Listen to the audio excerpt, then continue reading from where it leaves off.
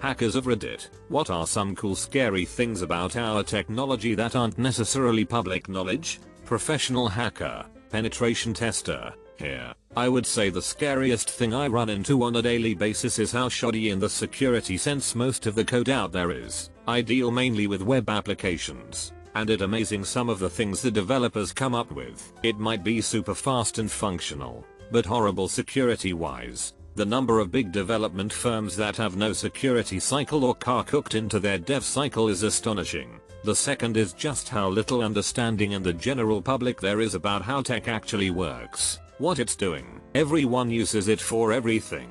Yet there are people out there that are in charge of commerce apps that take your financial data that don't know what a web browser is. I actually think the general population is getting more tech illiterate. As devices have become more user-friendly, the level of knowledge required to use them has gone down dramatically. So what we have now is the equivalent of a bunch of toddlers running around with bazookas and not knowing what makes them go boom.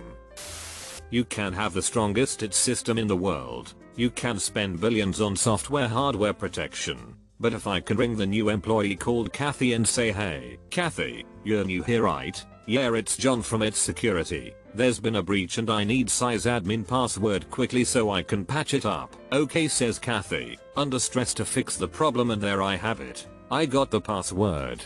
It's called social engineering, and 9 times out of 10 that's how people hack accounts. I worked at a hospital corporate office, and right after 3 weeks of training I get to go to my actual department for my first real day, confident I know all the computer systems now. Day 2. I get called to the security office because apparently someone using my login and password accessed 2 systems in the training center after I clocked out. So, I changed all my passwords and entered my passwords on the effing shared drive because that's the stupid effing rule, and went to work. Days 3 and 4 were a repeat of day 2. Day 5 they decided to install secret cameras and caught an IT employee sneaking into the training center after accessing my new passwords on the shared drive daily, trying to figure out how to edit an account of a family member to change it to stop a lawsuit. I was chosen because I was new and the only new person with editing power over all systems. We were required to keep our passwords in an unprotected Excel document that only it and management, and of course myself, would only ever go into if necessary. After that,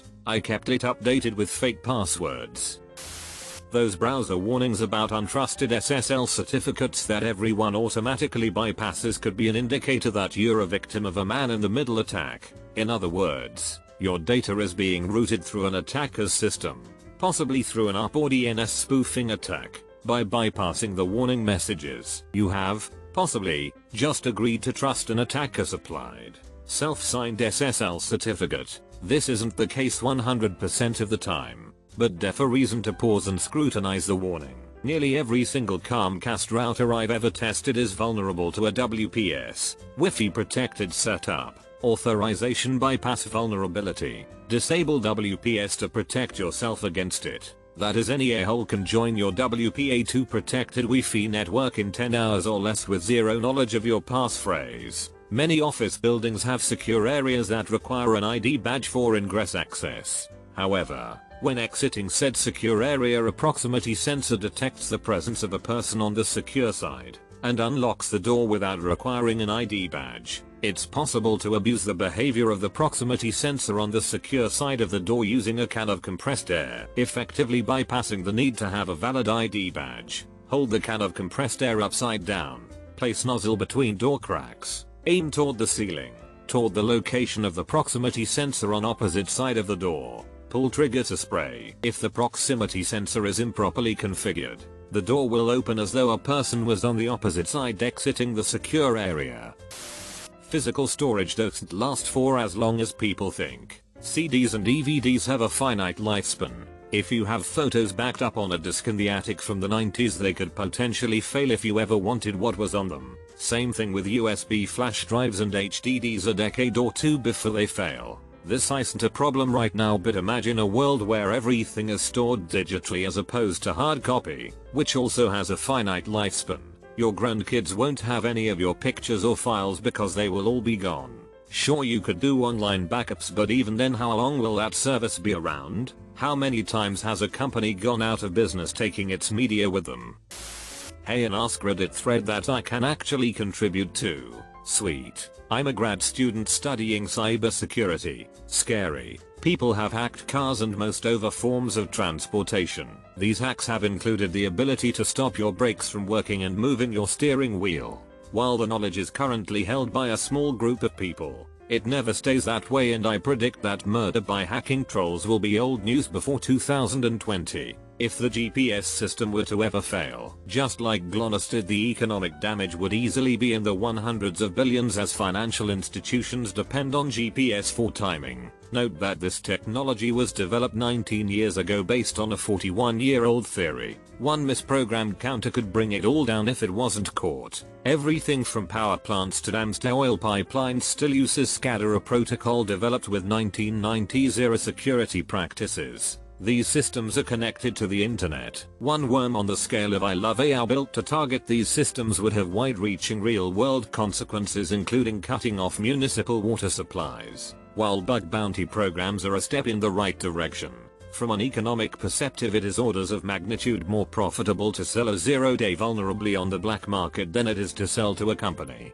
This means that most software 0 days are being sold and hoarded instead of patched. In practical terms, this means that almost all of the software you use is vulnerable. Taking all of those things together gets us the scariest part of the picture. In the next decade, I predict that there will be a cyber war or a terrorist attack over the internet. People will die and the economic damage will be equal to, if not greater than, a bombing of major city. This will provoke a backlash that will fundamentally rewrite the way that we interact with our computers. I cannot even hazard a guess as to what direction that will take, but if Computer Fraud and Abuse Act is anything to go by, it will not be pretty cool. There are open source programs out there that let you build your own software-defined radio. People use them to listen in on satellite communication.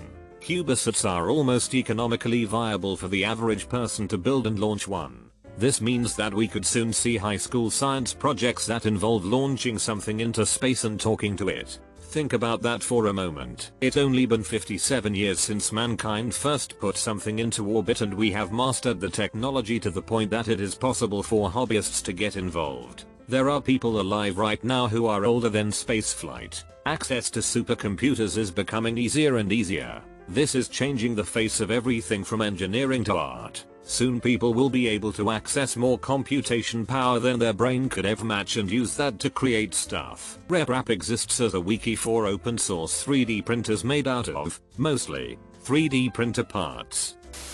Almost all industry computers, think controllers for huge factories, power plants, water reclamation, distance eating, etc., have well-known default passwords or even hard-coded admin accounts. Back in the day, this was not a huge problem because you would run them on private networks with no connection to the internet. Nowadays, the internet is available everywhere and much cheaper than private networks. So many of these industry computers are now reachable from the internet. People that know what they are doing would only make them accessible over a VPN. But there is a very large number of people that shouldn't be allowed anywhere near a keyboard. 1. Metadata. Almost every consumer device is designed to track the movements and activities of owner. Digital cameras, cell phones, scanners, printers, camcorders, all save files that are stamped with metadata, date, time and serial number of the device. Printers put a tiny encoded serial number in the corner in almost invisible yellow ink. If you post a naked picture to Gonuworld and use the same camera to post pictures to Facebook, perps, companies and intelligence agencies can track you by the metadata, and use it to build a detailed picture of your life by linking online accounts that may appear separate to the untrained eye. 2. Databases. Online analytical processing. Sometimes referred to as big data, this is something not many people, even techies, are fully aware of. The power of databases is extraordinary to merge databases about people. All you need is a common unique identifier. This could be your SSN, a telephone number, an email address, but also something less tangible, like a signature generated from your browser habits. How many people really visit the sites that you do on a daily basis? Your browser settings, screen resolution, fonts installed, preferences set, etc. All you need is one common unique identifier to merge two databases containing potentially millions of records about millions of people. There is a huge black market for databases. Hackers steal databases and put them on BitTorrent. Companies go out of business. Often the most valuable asset during liquidation is the customer database. There are companies, agencies and individuals who collect and merge databases in order to harvest marketing info, or simply sell access to it as a service.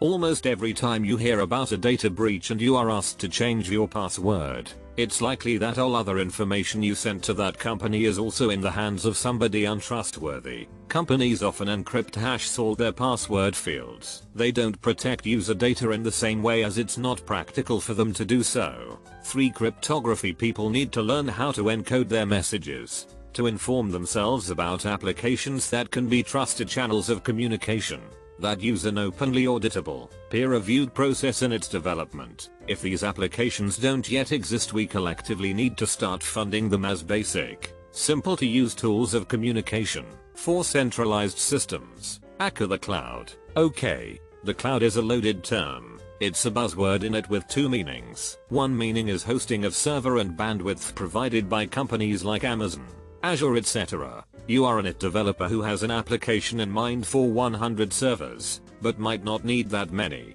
Then this is great. The other meaning of the cloud is when a company asks you to do something that would be normally done on your local PC, on their server. This is a bad effing thing. What they have done is renamed centralized computing common in the 1970s, where you had to ask an authority for permission to run code, and were only allowed to do what you wanted after receiving approval.